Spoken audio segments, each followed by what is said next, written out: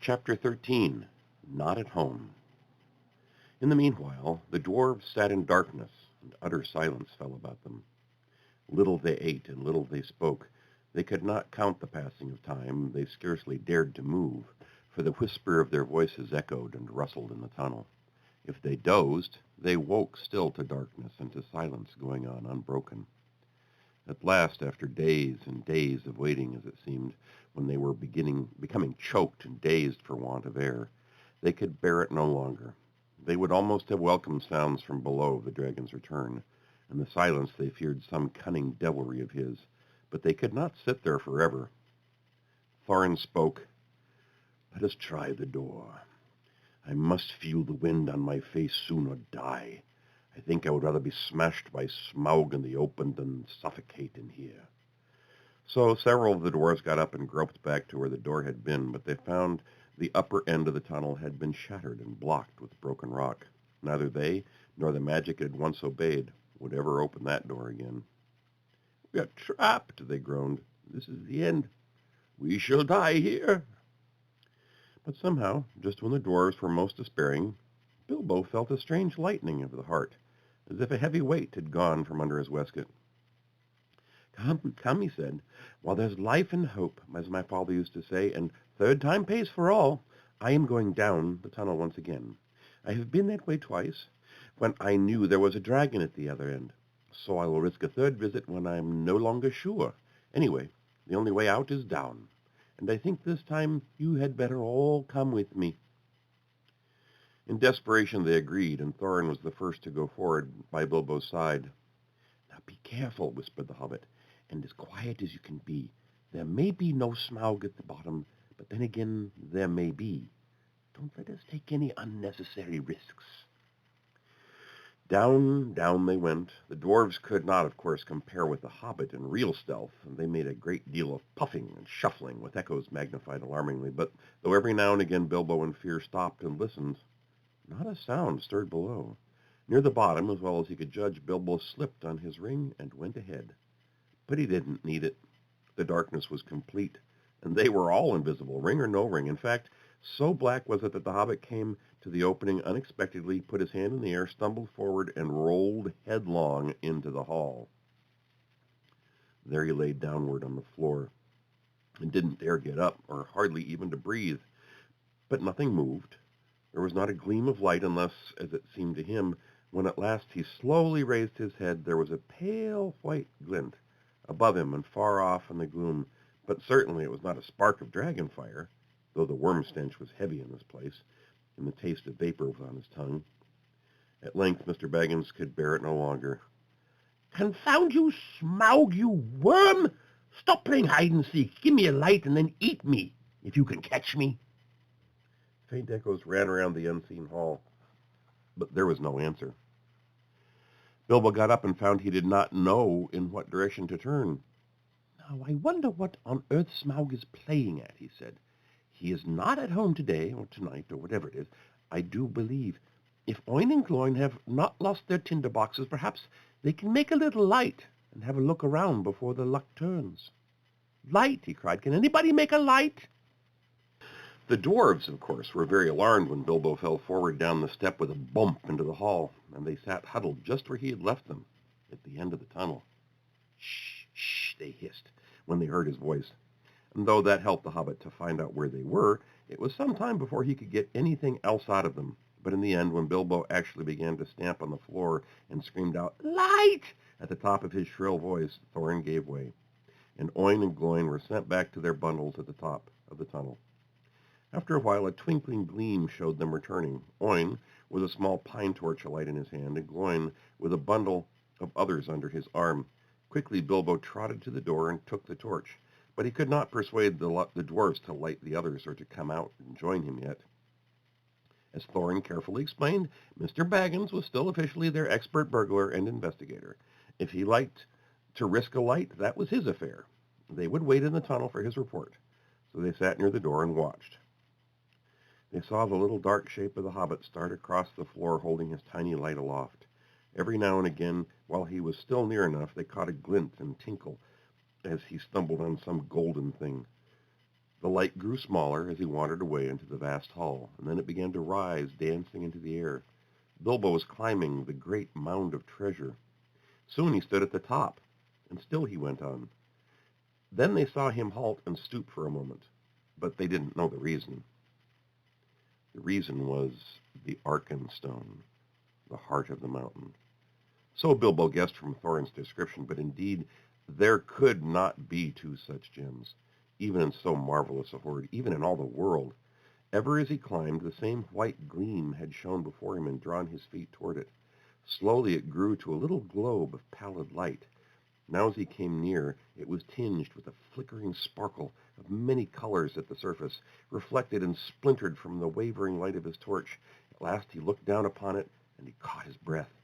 The great jewel shone before his feet of its own inner light, and yet, cut and fashioned by the dwarves, who had dug it from the heart of the mountain long ago, it took all light that fell upon it and changed it into 10,000 sparks of white radiance, shot with glints of the rainbow. Suddenly Bilbo's arm went toward it, drawn by its enchantment. His small hand would not close about it, for it was a large and heavy gem, but he lifted it, shut his eyes, and put it in his deepest pocket.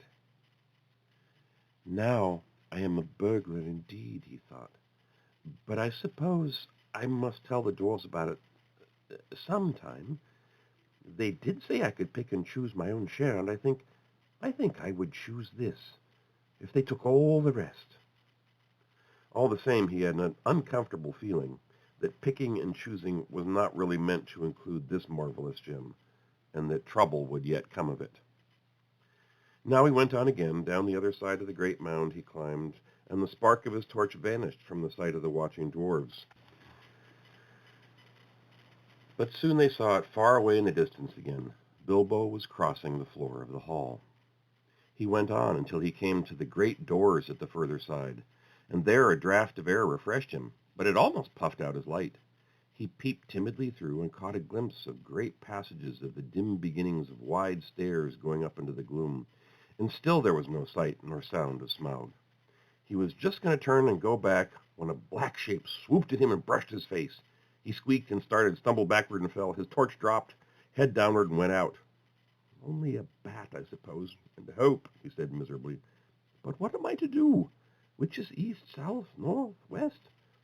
Thorin! Balin! Oin! Doin! Feely! Keely! He cried, as loud as he could. It seemed a thin little noise in the wide blackness. The light's gone out! Someone come and find and help me! For the moment his courage had failed altogether. Faintly the dwarves heard his small cries, though the only word they could catch was, "Help!" "Now what on earth or under it has happened?" said Thorin. "Certainly not the dragon, or he would not go on squeaking." They waited a moment or two, and still there was no dragon noises, no sound at all, in fact, but Bilbo's distant voice. "Come, one of you, get another light or two," Thorin ordered. "It seemed we had got to go and help our burglar." "It is about our turn to help," said Balin, "and I am quite willing to go anyway. I expect it is safe for the moment." Gloin lit several more torches, and then they all crept out one by one, and went along the wall as hurriedly as they could. It wasn't long before they met Bilbo himself coming back toward them. His wits had quickly returned as soon as he saw the twinkle of their lights. "Only a bat and a drop torch, nothing worse," he said in answer to their questions, though they were much relieved. They were inclined to be grumpy at being frightened for nothing, but what they would have said if he told them at the moment about the Arkenstone, I don't know. The mere fleeting glimpses of treasure which they had caught as they went along had rekindled all fire of their dwarvish hearts, and when the heart of the dwarf, even the most respectable, is waked by gold and by jewels, he grows suddenly bold, and he may become fierce. The dwarves indeed no longer needed any urging. All were now eager to explore the hall while they had the chance, and willing to believe that for the present Smaug was away from home. Each now gripped a lighted torch, and as they gazed first on one side and then on the other, they forgot fear and even caution. They spoke aloud and cried out to one another as they lifted old treasures from the mound or from the wall that held them in the light, caressing and fingering them. Feely and Keely were almost in a merry mood, and finding still hanging there many golden harps strung with silver, they took them and struck them, and being magical, and also untouched by the dragon, who had small interest in music. They were still in tune. The dark hall was filled with a melody that had long been silent, but most of the dwarves were more practical. They gathered gems and stuffed their pockets, and let what they could not carry fall back through their fingers with a sigh. Thorin was not least among these, but always he searched from side to side for something which he could not find. It was the Arkenstone, but he spoke of it yet to no one. Now the dwarves took down mail and weapons from the walls and armed themselves. Royal indeed did Thorin look, clad in a coat of gold-plated rings, with a silver-hefted axe and a belt crusted with scarlet stones. "Mr. Baggins," he cried, "here is the first payment of your reward. Cast off your old coat and put on this." With that he put on Bilbo a small coat of mail, wrought for some young elf prince long ago. It was of silver steel, which the elves call mithril, and with it went a belt of pearls and crystals. A light helm of figured leather, strengthened behind with hoops of steel and studded about the brim with white gems, was set on the hobbit's head. "I feel magnificent," he thought, "but I expect I look rather absurd. How would they laugh at the hill at home? Still, I wish there was a looking-glass handy." All the same, Mr. Baggins kept his head more clear of the bewitchment of the hoard than the dwarves did. Long before the dwarves were tired of examining the treasures, he became weary of it and sat down on the floor, and he began to wonder nervously what the end of it all would be. "I would give a good many of these precious goblets," he thought, "for a drink of something cheering out of one of Bjorn's wooden bowls." "Thorin," he cried aloud, "what next? We are armed, but what good is any armor even against Smaug the Dreadful? This treasure is not yet won back. We are looking for gold yet, but for a way of escape, and we have tempted luck too long." "You speak the truth," answered Thorin, recovering his wits. "Let us go. I will guide you. Not in 1,000 years should I forget the ways of this place." Then he hailed the others, and they gathered together, and holding their torches above their heads, they passed through the gaping doors, not without many a backward glance of longing. Their glittering mail they had covered again with their old cloaks, and their bright helms with their tattered hoods, and one by one they walked behind Thorin, in a line of little lights in the darkness. They halted often, listening in fear once more for any rumor of the dragon's coming. Though all the old adornments were long mouldered or destroyed, and though all was befouled and blasted with the comings and goings of the monster, Thorin knew every passage and every turn. They climbed long stairs and turned and went down wide, echoing ways, and turned again and climbed yet more stairs, and yet more stairs again. These were smooth, cut out of the living rock, broad and fair, and up the dwarves went, and they met no sign of any living thing, only furtive shadows that fled from the approach of their torches, fluttering in the draughts. The steps were not made all the same for hobbit legs, and Bilbo was just feeling that he could go on no longer when suddenly the roof sprang high and far beyond the reach of their torchlight. A white glimmer could be seen coming through some opening far above, and the air smelt sweeter. Before them light came dimly through great doors that hung twisted on their hinges and half burnt. "This is the great chamber of Thror," said Thorin, "the hall of feasting and council. Not far off now is the front gate." They passed through the ruined chamber. Tables were rotting there. Chairs and benches were lying there, overturned, charred and decaying.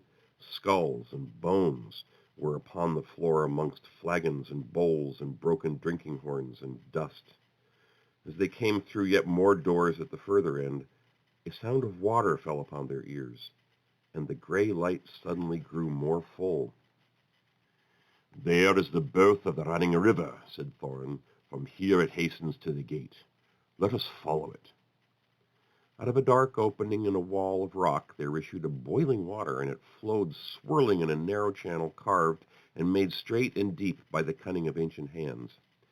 Beside it ran a stone-paved road, wide enough for many men abreast. Swiftly along this way they ran, and round a wide-sweeping turn, and behold, before them stood the broad light of day. In front there rose a tall arch, still showing the fragments of old carven work within, worn and splintered and blackened though it was. A misty sun sent its pale light between the arms of the mountain, and beams of gold fell on the pavement at the threshold.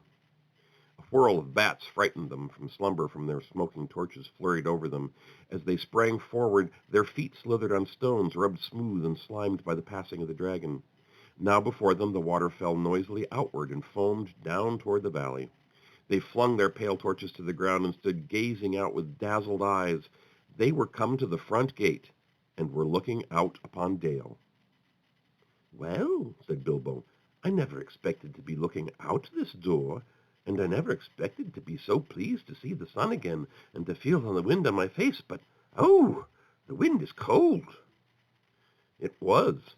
A bitterly easterly breeze blew with the threat of oncoming winter. It swirled over and round the arms of the mountain into the valley and sighed among the rocks. After their long time in the stewing depths of the dragon-haunted caverns, they shivered in the sun. Suddenly, Bilbo realized that he was not only tired, but also very hungry indeed. "It seems to be late morning," he said, "and I suppose it is more or less breakfast time, if there is any breakfast to have, but I don't feel that Smaug's front doorstep is the safest place for a meal.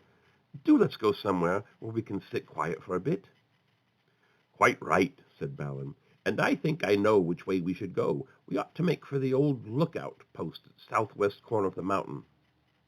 "How far is that?" 5 hours' march, I should think. It will be rough going. The road from the gate along the left edge of the stream seems all broken up. But look down there. The river loops suddenly east across Dale in front of the ruined town. At that point there was once a bridge leading to a steep stair that climbed up the right bank and so to a road running toward Ravenhill. There is, or was, a path that left the road and climbed up to the post. A hard climb, too, even if the old steps are still there. "Dear me," grumbled the Hobbit, "more walking and more climbing without breakfast. I wonder how many breakfasts and other meals we have missed inside that nasty, clockless, timeless hole." As a matter of fact, 2 nights and the day between them had gone by, and not altogether without food, since the dragon smashed the magic door, but Bilbo had quite lost count, and it might have been 1 night or a week of nights for all he could tell. "Come, come," said Thorin, laughing. His spirits had begun to rise again, and he rattled the precious stones in his pockets. "Don't call my place a nasty hole. You wait till it has been cleaned and redecorated." "That won't be till Smaug's dead," said Bilbo glumly. "In the meanwhile, where is he? I would give a good breakfast to know. I hope he's not up on the mountain looking down at us." That idea disturbed the dwarves mightily, and they quickly decided that Bilbo and Balin were right. "We must move away from here," said Dori. "I feel as if his eyes were on the back of my head." "It's a cold, lonesome place," said Bombur. "There may be drink, but I see no sign of food. A dragon would always be hungry in such parts." Come on," cried the others. "Let us follow Balin's path." Under the rocky wall to the right there was no path, so they trudged among the stones on the left side of the river, and the emptiness and desolation soon sobered even Thorin again. The bridge that Balin had spoken of they found long fallen, and most of its stones were now only boulders in the shallow, noisy stream. But they forded the water without much difficulty and found the ancient steps and climbed the high bank. After going a short way, they struck the old road, and before long came to a deep dell sheltered among the rocks. There they rested for a while and had such breakfast as they could, chiefly crème and water. If you want to know what crème is, I can only say I don't know its recipe, but it is biscuitish, keeps good indefinitely, is supposed to be sustaining, and is certainly not entertaining, being in fact very uninteresting except as a chewing exercise. It was made by the lakemen for long journeys. After that they went on again, and now the road struck westwards and left the river, and the great shoulder of the south-pointing mountain spur drew ever nearer. At length they reached the hill path. It scrambled steeply up, and they plodded slowly one behind another, till at last in the late afternoon they came to the top of the ridge and saw the wintry sun going downward to the west. Here they found a flat place without a wall on 3 sides, but backed to the north by a rocky face, in which there was an opening like a door. From that door there was a wide view east and south and west. "Here," said Balin, "in the old days, we used always to keep watchmen, and that door behind leads to a rock-hewn chamber that was made here as a guard-room. There were several places like it round the mountain, but there seemed small need for watching in the days of our prosperity. And the gods were made over-comfortable, perhaps. Otherwise, we might have had longer warning of the coming of the dragon, and things might have been different. Still, here we can lie hid and sheltered for a while, and can see without being seen. Not much use if we have been seen coming here, said Dory, who was always looking up toward the mountain's peak as if he expected to see Smaug perched there like a bird on a steeple. We must take our chance of that, said Thorin. We can go no further today. Here, here, cried Bilbo, and flung himself on the ground. In the rock chamber there would have been room for 100, and there was a small chamber further in, more removed from the cold outside. It was quite deserted. Not even wild animals seemed to have used it in all the days of Smaug's dominion.